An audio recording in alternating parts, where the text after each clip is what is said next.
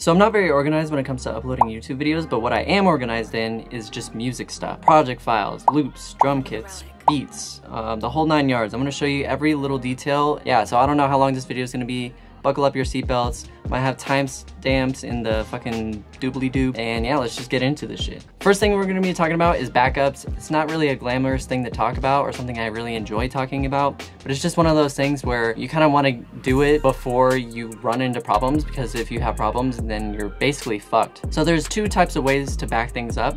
First being physical storage, the second being cloud storage. So first let's talk about physical storage. These are actual like things that you can hold within your hand.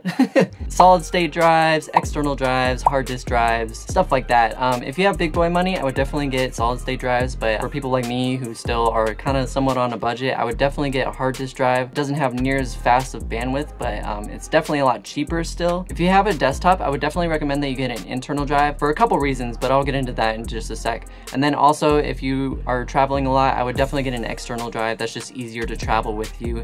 And also you can Velcro it onto the back of your laptop or something like that, so that way you don't have to get the 4 terabyte Macintosh and all that, and you can save yourself a little bit of money. And also you can take your drive with you, and then that way if your laptop gets confiscated, you can still have all your information and shit. I really like internal storage because of one main reason, and that is RAID 1. Now if you don't know what RAID 1 is, basically long story short is I have 2 3 terabyte drives in my computer, right? And basically what RAID 1 does is it copies one to the other, and that way it's automatically backing up. The moment I save it to one drive, it backs it up to the other one. That makes it so useful because not only do I have to not do anything, it just automatically does it, but if one gets corrupt just by whatever reason, I still have another storage unit that actually has all my shit in it. And the last one I would recommend is a NAS, or a NAS, a network attached storage. This is a hard drive space that you put in your house somewhere, and basically you can connect locally to it from anywhere. So I can put all my stuff on my NAS, and then that way if I want to get it from my laptop or my PC, it's connected to everything in the household basically. So obviously not near as secure as like having it just on one thing, but there are definitely a lot of ways to back it up automatically, and it works perfect. And then last but not least, there's cloud storage, and this is what you guys commonly know. The main two that I would definitely recommend would be Dropbox or Google Drive. Now I'm a bit biased towards Dropbox simply for the main reason that it's probably the best when it comes to previewing audio files. Google Drive is still pretty good. However, there was an incident I think a year or two ago where basically for like a few months you just could not view any audio files on Google. Like, so if I sent an email to you with my loops and you go to preview it on your Gmail, you wouldn't be able to listen to any of it. And obviously they have that fixed now, but that stuff matters in the long run, especially if you're sending to people that you don't really know like that. And so they don't know your shit is fire like that. So they'll be trying to preview your shit before they download it. And if they can't preview your shit, then that kind of fucking sucks on your end. So now, honestly, I don't know about you, but I'm not very good when it comes to backing shit up and like doing it regularly. So one thing that I found very useful is to find a program that automatically copies files from one place to another. And this works out perfect for my beats and loops because I have it basically automatically synced up. So whenever I export from Ableton, it automatically takes that file and uploads it to Dropbox. So that way I have access to it from anywhere. And it's basically monitoring certain folders all the time. So if I ever make any changes or anything, it automatically updates it to wherever I need to save it to. And it just makes it so convenient. So for PC, they basically have one called Backup 2. That one's really good. It's super cheap. If you use Mac, there's also one called Carbon Copy Cloner. I personally haven't used it. There's obviously a bunch of others I'm sure you could find. And like, I would basically just recommend that you do your research because I don't really know which is the best and the worst and all that. So you're gonna have to figure it out on your own. One last one I would recommend that I like to use is called Sync Tracer. It's free and it works really great, but basically what I can do is I can have it connected to my MacBook and my computer, and then that way they're basically syncing across from each other so that I basically have all my drum kits on my Macintosh and they're automatically syncing as long as I have them both open and connected to the internet. So that's pretty much it for all the backup shit. I know that was a long-winded whatever, but just back up your shit, man. Like, I've honestly had so many friends lose all of their stuff and it's pretty traumatizing, dude, especially when you've been doing this for years. It sucks. So now that I have all that out of the way, I'm gonna basically be showing you how I have everything set up, and I would definitely recommend you do this if you have a desktop. But basically for my main drive, I basically just have my operating system on there, all the program files, so all my VSTs, everything is saved to my main drive. This is a solid state drive, or it's actually an M2 drive, and the speeds are just stupid fast. So I would definitely recommend having all your programs and your main shit on there. And then I have a whole separate storage for the data, which is basically what I have in RAID. So even though it says 2.72 terabytes, it's copying over all that information to another one automatically. And this is where I have all my audio shit. So if you go in here, I have the main audio one right here. And if you look, there's master. And basically what master is all the stuff that I use within beats. So, you know, there's my drum kits, one-shots, loops, you know, that kind of shit, right? And then I have project files, right? This is all my Ableton project files. I have it organized based off of year and then month.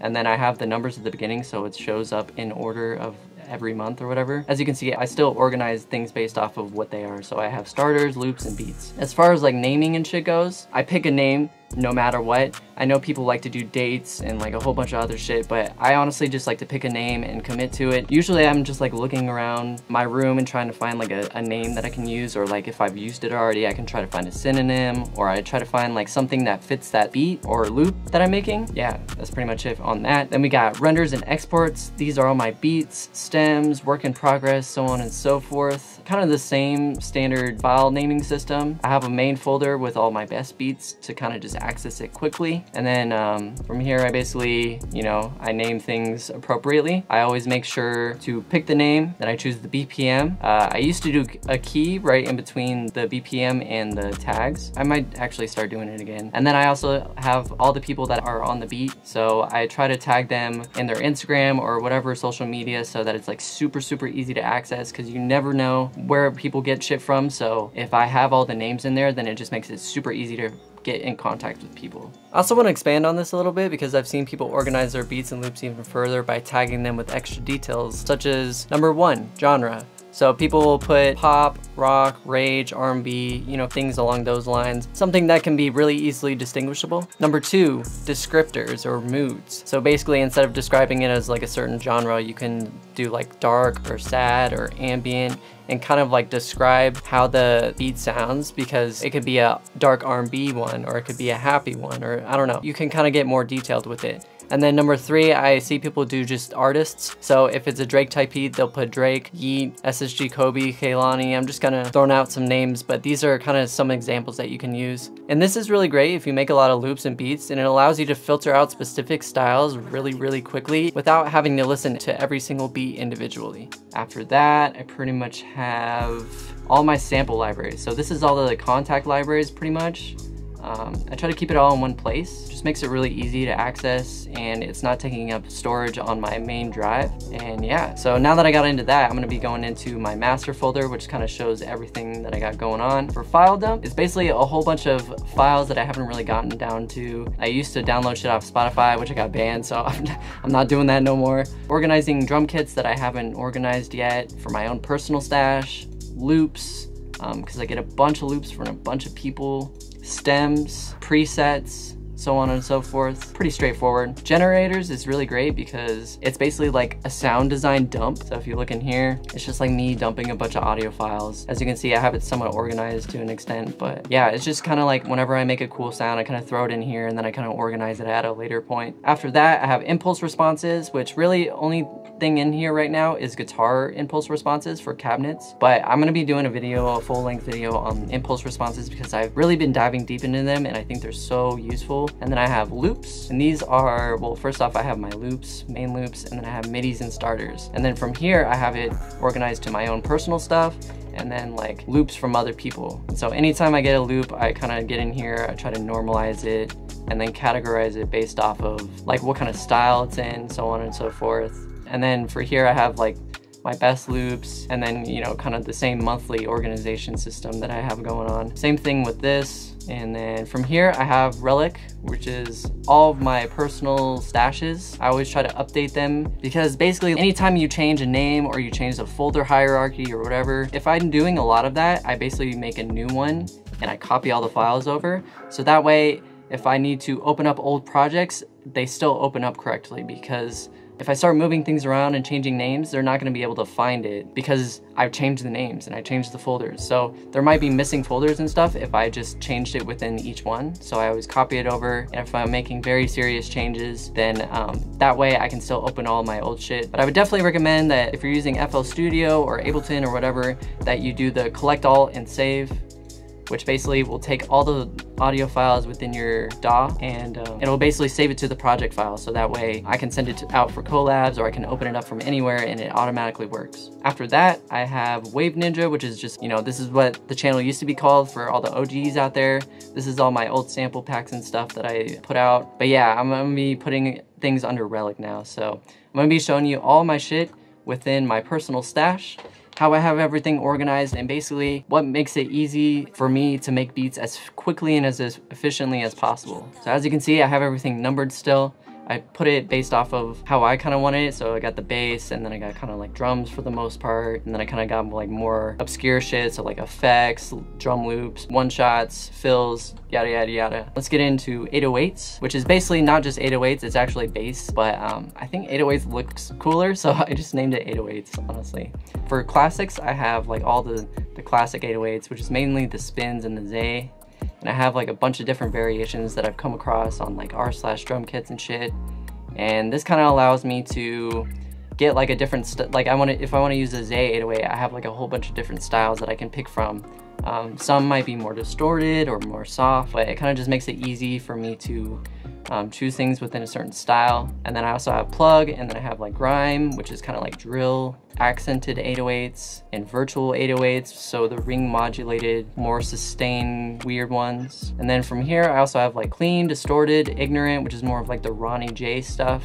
And these are all organized based off of short and long, because sometimes you want something short and more bouncy, and then sometimes you want something a little bit more melodic and kind of hits you in your chest.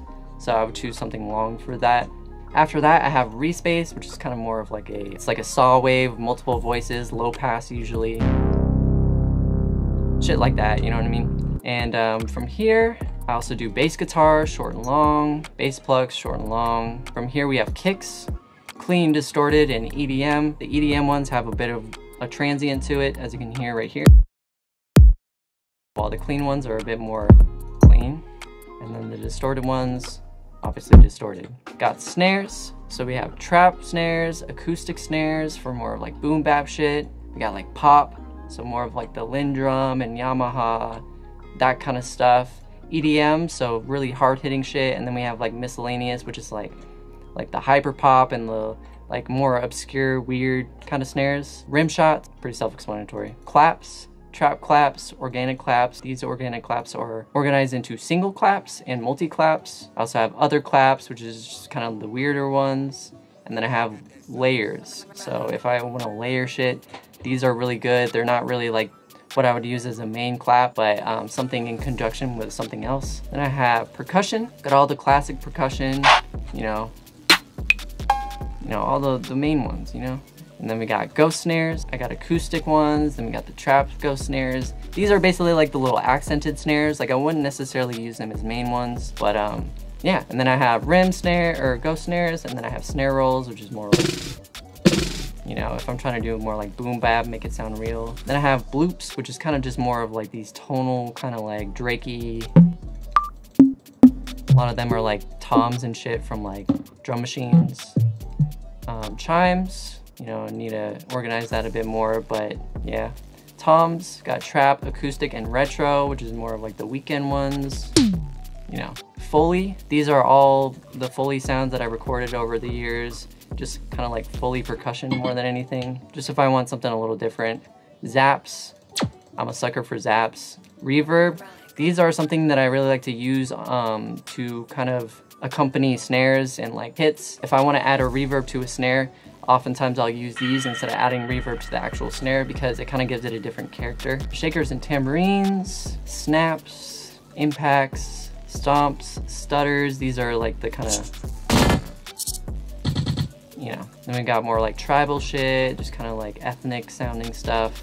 And then I got miscellaneous, which is just like things I didn't really know what to classify as, but I thought they sounded cool. And then I got hi-hats, so we got trap, acoustic, miscellaneous, and then I have hi-hat MIDI. And each of these are categorized into open and closed hats. And I got cymbals, kind of just the main cymbals, you know, crashes, rides, stuff like that. Then I got loops, drum breaks, hi-hat loops, ambient loops, generic, percussive, ethnic. I try to organize it as much as I can. There's obviously a lot and I can't get around to it all, but everything is organized based off of their BPM and so on. Got effects, all the tags that I use, my friends' tags. Then I got alarms and sirens, glitches, so just random glitchy noises, whooshes, so you know, the classic like. And I have environments. These are kind of like Foley noises. I like to use like vinyl crackles, random noise, outdoor stuff. So, you know, random animal noises and playgrounds and nature and city noise. Things I like to use very, very subtly in the background. Then I have miscellaneous noise, just random shit. DJ scratches, risers, swells, which are kind of like whooshes, but I guess more tonal and they don't really like, they kind of just end abruptly usually, like that. Downshifters, you kind of get the vibe. One shots, got accents, melodic shit, which is more like chords and stuff that I like to use every once in a while. Got like percussive accents, granular stuff, runs. These are all kind of like chord or like atonal stuff. And then I have aggro, which is kind of more like EDM shit. So I like to use like dubstep stuff every once in a while, or Nero, which is kind of like respaces, but like really distorted and filtered. Yeah, miscellaneous shit, just kind of like cool aggro shit. Atmospheres are just like soundscapes and stuff. I try to organize them based off of the key that they're in and stuff. These are really great for like using in the background of like loops and beats and shit. So I got bells, brass, ethnic, granular, guitar. These are all just main one shots, you know? You kind of get the idea. I'm just kind of rambling at this point. Then I have drum fills, and then I have vox, which is just vocals. All the classic vocals, you know.